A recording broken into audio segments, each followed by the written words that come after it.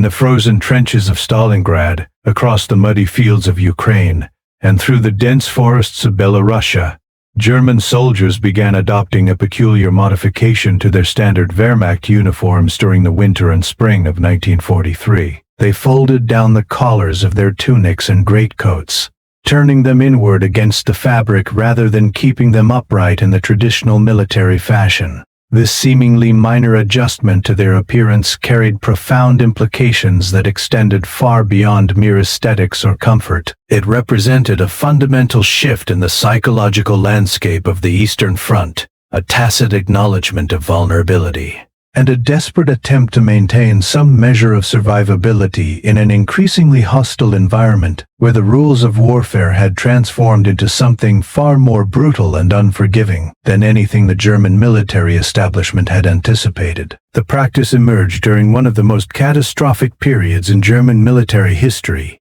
By 1943, the Wehrmacht had suffered devastating losses on the Eastern Front. The surrender at Stalingrad in February of that year marked not just a tactical defeat, but a psychological rupture in the German soldiers' sense of invincibility. More than 90,000 German soldiers marched into Soviet captivity, and over 700,000 Axis troops had been killed, wounded, or captured during the entire campaign. The myth of German military supremacy, carefully cultivated through the victories of 1939 through 1941, had been shattered against the anvil of Soviet resistance. The men who survived these campaigns returned to their units, changed, hardened, and deeply aware of their own mortality in ways that peacetime military training could never have prepared them for. The decision to fold down collars stemmed from two interconnected concerns that dominated the minds of German soldiers fighting in the East. The first was practical and immediate.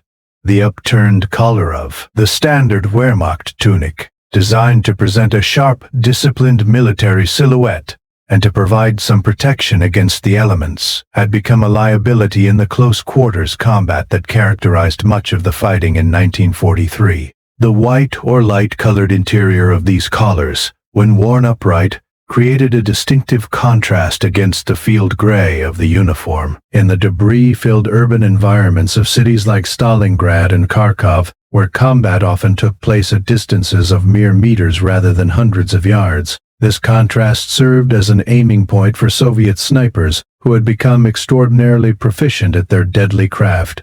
Soviet sniper doctrine had evolved considerably by 1943.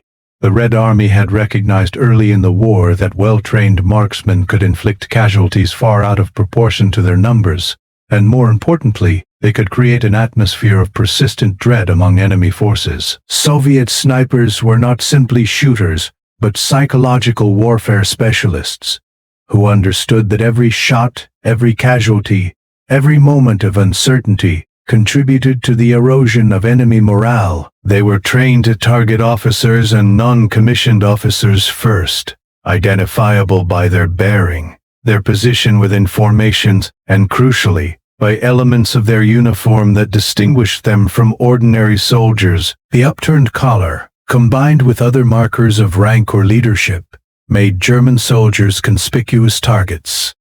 The snipers operated with patience that bordered on the supernatural from the German perspective. They would remain motionless for hours, even days, waiting for the perfect moment to take a shot. They understood angles, shadows, and the psychology of their targets. They knew that soldiers would eventually relax, would eventually assume they were safe, would eventually expose themselves in ways that created opportunities. The distinctive outline created by an upturned collar against a backdrop of rubble or vegetation was exactly the kind of detail that a trained Soviet marksman would notice and exploit. In the gray, colorless landscape of the Eastern Front, where browns and grays dominated the visual field, the flash of a lighter-colored collar interior could mean the difference between life and death. But the folded collar was not merely about avoiding sniper fire. It served a second, equally important psychological function that spoke to the brutal realities of combat in 1943. The collars, when worn upright in the traditional manner, would accumulate blood spatter and staining during the intense close quarters fighting that characterized so much of the combat that year. When a soldier was wounded near you, when artillery created casualties within your immediate vicinity, when hand-to-hand combat resulted in catastrophic injuries, blood would spray and pool and splash in ways that defied containment. The upturned collar, positioned as it was near the neck and face, would catch this blood. It would absorb it. It would display it prominently for all to see. The psychological impact of visible blood staining on military uniforms cannot be overstated. For soldiers already operating under extreme stress, already witnessing death and mutilation on a scale that tested the limits of human endurance, the constant visual reminder of violence, represented by blood-stained collars, contributed to a deteriorating mental state. Combat fatigue, what we might now recognize as post-traumatic stress disorder, was rampant among German troops by 1943, though it was rarely acknowledged or treated with anything approaching modern psychological understanding. The German military culture emphasized hardness, resilience, and an almost superhuman capacity to endure.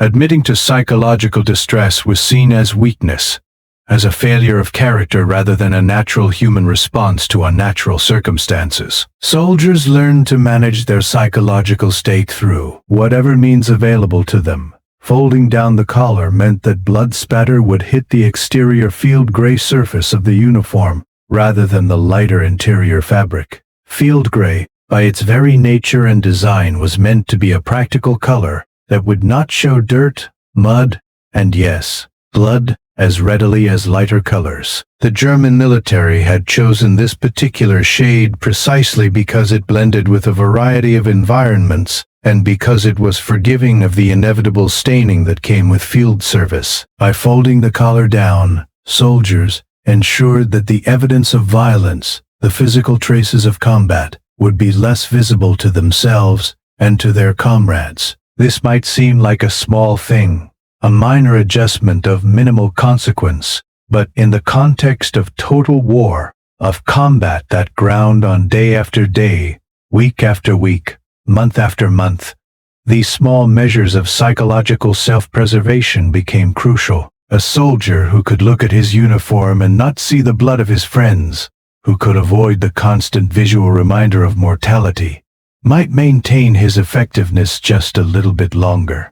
He might sleep a little better. He might be able to function when function seemed impossible.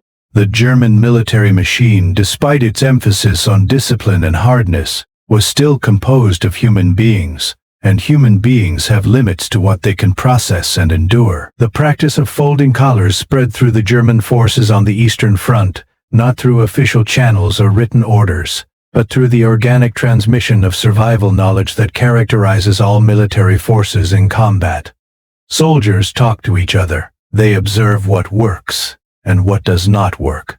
They share techniques and tactics in informal conversations, during rare moments of rest, in the half-light of bunkers and trenches. A soldier who noticed that folding his collar made him less conspicuous, who survived an encounter that might have killed him had he presented a more visible target, would share this knowledge with his comrades.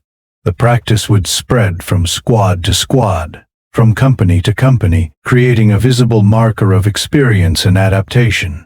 Officers and non-commissioned officers initially viewed this deviation from regulations with varying degrees of tolerance and concern. The German military placed enormous emphasis on proper uniform wear and military bearing. Regulations specified exactly how uniforms were to be worn, and deviation from these regulations was typically met with disciplinary action. A crisp, proper appearance was seen not just as a matter of aesthetics but as a reflection of discipline, order, and military effectiveness. A soldier who maintained proper uniform standards was demonstrating self-control, attention to detail, and respect for military hierarchy. Conversely, slovenly appearance or deviation from regulations suggested a breakdown in discipline that could, if left unchecked, undermine unit cohesion and effectiveness. However, by 1943, the Eastern Front had become a proving ground where peacetime regulations often gave way to battlefield realities.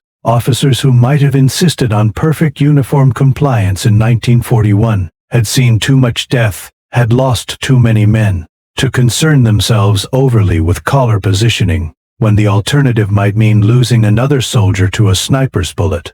The calculations had changed. Survival had become paramount.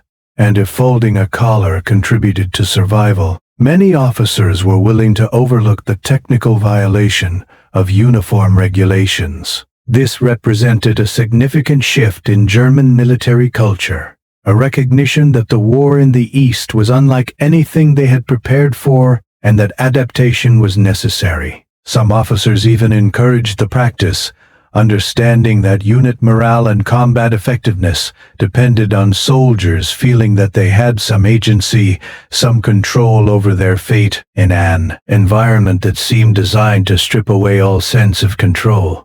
The Eastern Front was characterized by vast spaces, brutal weather, overwhelming Soviet numerical superiority, and a level of violence that shocked even veterans of the First World War. German soldiers often felt like they were fighting against not just an enemy army, but against the very landscape and climate of Russia itself.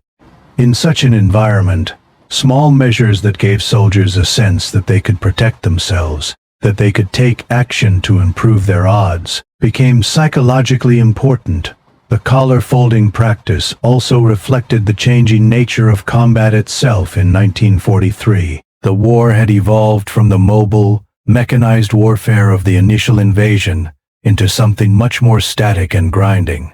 Cities and towns became fortresses that had to be taken building by building, room by room. The Eastern Front saw the development of urban combat tactics that would later become standard in military training worldwide. In this environment, where engagement distances collapsed from hundreds of meters to tens of meters or less, where every window might conceal an enemy, where every pile of rubble could hide a sniper, soldiers learned to minimize their visual signature in any way possible. Soviet snipers were particularly effective in urban environments. They understood the three-dimensional nature of the battlefield, using elevation and unexpected angles to their advantage. They would position themselves in locations that German soldiers might not expect, creating kill zones that turned ordinary movements, routine activities, into moments of extreme danger. A German soldier crossing a street, moving from one building to another, pausing to observe or communicate, all of these became opportunities for a skilled marksman. The psychological effect was profound. Soldiers could never truly relax, never feel safe. The stress of constant vigilance, of knowing that death could come at any moment from any direction, wore on men in ways that are difficult to fully articulate. The blood-staining issue was equally significant in the context of 1943 combat conditions. The fighting that year was characterized by extraordinary brutality. Both sides fought with a desperation born of ideological hatred and the recognition that defeat might mean annihilation. The Germans, having witnessed Soviet treatment of prisoners and having committed atrocities themselves, fought with the knowledge that surrender was often not an option. The Soviets fought with the fury of a people defending their homeland against invaders who had laid waste to vast swaths of their country. Artillery bombardments of unprecedented intensity, close-range firefights, grenade exchanges in confined spaces, all of these created casualties in horrific numbers and in ways that were extraordinarily bloody. Medical evacuation systems, which had functioned reasonably well during the mobile warfare of 1941 and early 1942, had broken down considerably by 1943. Wounded soldiers often remained with their units for extended periods, waiting for opportunities to be evacuated to rear-area hospitals. This meant that German soldiers were constantly exposed to the sight and sounds of wounded comrades, constantly reminded of the fragility of the human body and the ease with which it could be damaged or destroyed. Blood was omnipresent. It soaked into the soil, pooled in shell craters, stained uniforms and equipment. For soldiers trying to maintain some semblance of psychological equilibrium, Minimizing visible bloodstaining on their own uniforms became a small but meaningful way to create psychological distance from the violence that surrounded them. The practice of folding collars also intersected with the broader question of camouflage and concealment on the Eastern Front. The German military had developed various camouflage patterns for specialized units, particularly for troops operating in summer and winter conditions, but the majority of soldiers still wore standard field gray uniforms. These uniforms, while practical, were not optimized for concealment in the same way that modern camouflage patterns are designed. Soldiers learned to supplement their standard uniforms with local materials, with mud, with whatever could help them blend into their environment. Folding the collar to eliminate the lighter-colored interior was part of this broader effort to reduce visual contrast and become less conspicuous. By late 1943, the practice had become so widespread that it was almost universal among frontline troops in certain sectors. Soldiers who kept their collars upright in the traditional manner were often viewed as inexperienced, as having not yet learned the lessons that could keep them alive. Veterans could be identified not just by their demeanor or their skill, but by small details of their appearance that marked them as survivors, as men who had adapted to the realities of combat. The folded collar became one of these markers, a subtle signal that separated the initiated from the uninitiated. The German High Command, focused on larger strategic concerns, never issued formal guidance on collar positioning. The practice existed in a gray area, neither explicitly authorized nor formally prohibited. This allowed it to continue and spread while avoiding the bureaucratic complications that might have arisen from either official recognition or official condemnation. In some ways, this was characteristic of the German military's approach to many aspects of frontline life in the later war years. As the strategic situation deteriorated, as resources became scarce, as losses mounted, there was less capacity and less interest in enforcing peacetime standards of uniformity and regulation. The focus shifted almost entirely to combat effectiveness and survival. The psychological dimension of the collar folding practice extended beyond individual soldiers to affect unit cohesion and culture. When an entire unit adopted the practice, it created a shared identity, a visual manifestation of shared experience and shared adaptation. It reinforced the bonds between soldiers who were enduring unimaginable hardship together. It created an us versus them mentality not just in relation to the enemy, but also in relation to rear echelon troops and newly arrived replacements who had not yet learned the harsh lessons of frontline service. This kind of informal cultural practice, emerging from the bottom up rather than being imposed from above, can be extraordinarily powerful in shaping unit identity and morale. The Eastern Front in 1943 was a place where traditional military virtues of courage, discipline, and training were necessary but not sufficient for survival. Soldiers needed adaptability, situational awareness, and psychological resilience. They needed to be able to read the environment, to understand the patterns of combat, to recognize danger before it materialized. The collar folding practice was emblematic of this need for adaptation. It represented a recognition that the war was not going to be won through rigid adherence to pre-war doctrine and regulations, but through constant evolution and adjustment to changing circumstances. The practice also reflected the growing sophistication of both Soviet tactics and German responses to those tactics. The war on the Eastern Front was characterized by a brutal learning curve for both sides. Tactics that worked in 1 month might be countered and rendered obsolete by the next month. The Soviets had learned to exploit every weakness in German operations, every predictable pattern, every moment of vulnerability. German soldiers, in turn, had to constantly evolve their own practices to maintain effectiveness. The collar folding was part of this evolutionary process, a small tactical adjustment that contributed to survivability in a complex and ever-changing threat environment. As 1943 progressed and German forces found themselves increasingly on the defensive after the failure of Operation Citadel at Kursk, the psychological importance of practices like collar folding only increased. Soldiers who had invaded the Soviet Union with confidence in 1941 now found themselves fighting desperate defensive actions, conducting retreats, watching as territory that had been purchased with German blood was surrendered back to Soviet forces. The sense of inevitable defeat, while not universal, was growing. In such circumstances, soldiers grasped at anything that might improve their chances, anything that might give them an edge, no matter how small. The folded collar became a symbol of the Eastern Front experience in ways that extended beyond its practical functions. It represented adaptation, survival, and the hard-won wisdom of combat veterans. It was a visible mark of having served in the crucible of the Eastern Front and having survived.